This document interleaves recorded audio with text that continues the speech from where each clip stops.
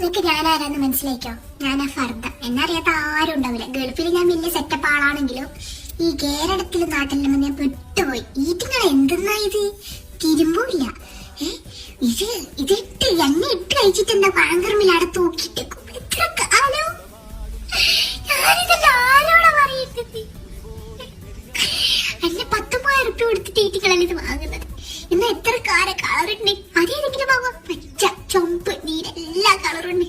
വാങ്ങൂല ഇവര് കറുപ്പ് മാത്രം വാങ്ങുള്ളൂ. അതാകുമ്പോ തിരുമ്പണ്ടല്ലോ, പെരുങ്ങൂല, ചളിയും ആകൂല, മണം മാത്രം ഉണ്ടാവുള്ളൂ. അതിത്തിരി സ്പ്രേ എങ്ങനെ അടിച്ചൂടെ? ഇട്ട നീറ്റിന്റെ മുകളിൽ ഇട്ടിട്ടൊക്കെ പോയിടും.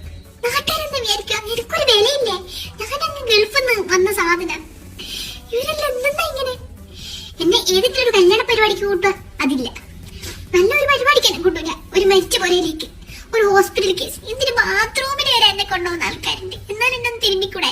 എല്ലാം ഞാൻ പകരം കൊടുക്കും. വെയിൽ വരട്ടെ. വെയിൽ വന്ന എന്റെ അടുത്ത് ഒരു മനുഷ്യന്മാരെടുക്കൂല. ഞാൻ എല്ലാവരും കഴിച്ചാൽ ഞാൻ പോകാൻ കിട്ടാണ്. പോകാം എല്ലാം ഞാൻ കൊടുക്കുന്നുണ്ട്.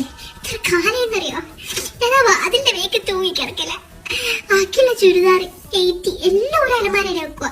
അന്നെ മാത്രം അതിന്റെ വേക്കിലാണ് തൂക്കിയിട്ട്. ഒരു പരിപാടി കഴിഞ്ഞിട്ട് തൂക്കിയിടും, അടുത്ത പരിപാടിയോട് തൂക്കിയിടും. ഇത്തിരി സ്പ്രേ അടിക്കാം.